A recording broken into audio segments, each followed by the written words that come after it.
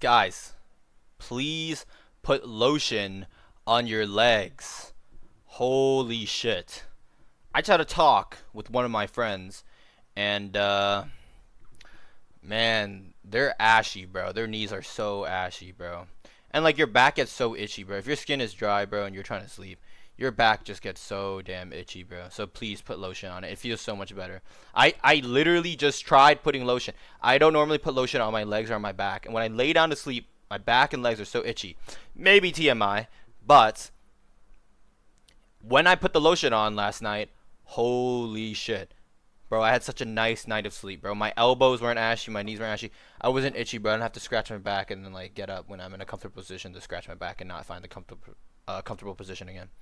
But yeah, let's get into divergence. So, divergence. Let's say we have this vector field. The rest of the vectors, empty black space, doesn't matter, ignore it. This is just some random vector field that I made up. But divergence basically just describes spread of your vectors.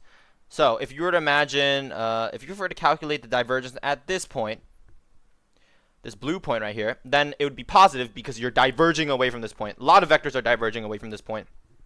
So it's just positive. This is a positive divergence because, well, diverge as divergence states, diverging, going away from.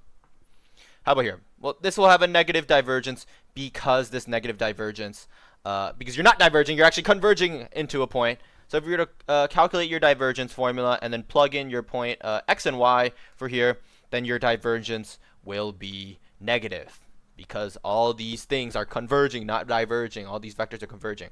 How about here?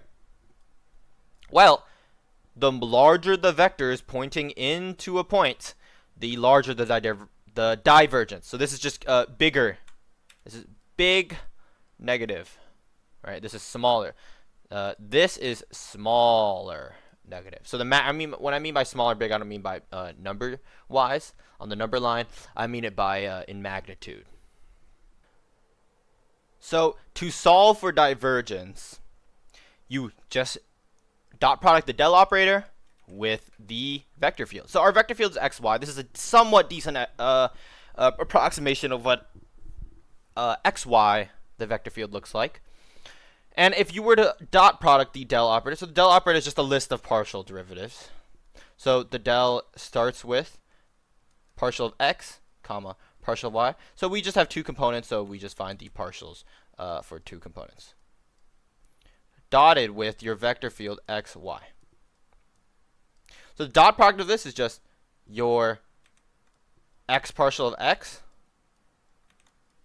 plus, so when you dot product you add, plus your y partial of y, which is just 1 plus 1 equals 2. And as you can tell, this makes sense in this vector field. Why? Well, as I said before, when you have a positive number calculated in your divergence, everything spreads out. And as you can tell, everything always spreads out in this vector field. So 2 in this context, you know is right.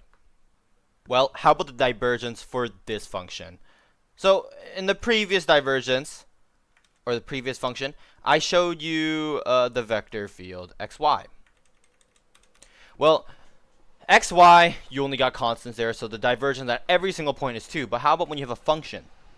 So if you want to dot product your del with your vector field, well, del, again, is just a list of partials.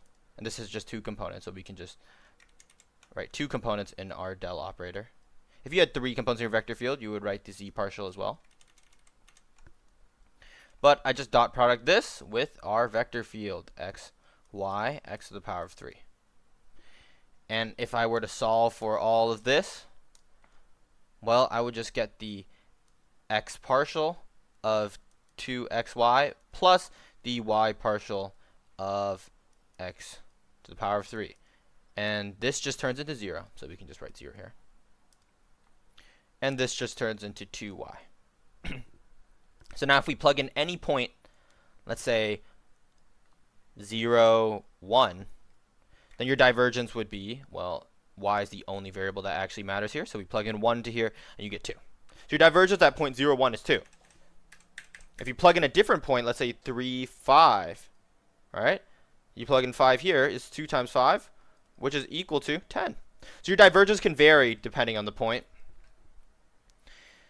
And most functions you'll have will be like that. But keep in mind, divergence is related to flux inside of your vector fields or your calculation. So this is important to know as well, especially for divergence theorem. Now, if I were to add just a tad bit of nuance to divergence, if we were to solve for this imaginary vector field, ignore the rest of the green arrows, we're only just going to care about this origin point. If we were to solve for the rest of these, ignore, what am I saying? If we were to ignore the rest of the vectors and just solve for this blue point here, your divergence would be, in total, negative. And the reason why is because there are more things going into this point than going out. So we're more converging. We're converging more because your vectors that are pointing into this point are larger in magnitude. So the magnitudes of the vectors also matter. Now, if you had vectors of the same magnitude going out, so let's pretend all these vectors are the same magnitude going out. Okay, maybe that one was a little too long. Then your divergence would be 0 because there's the same amount of things going into this point than going out.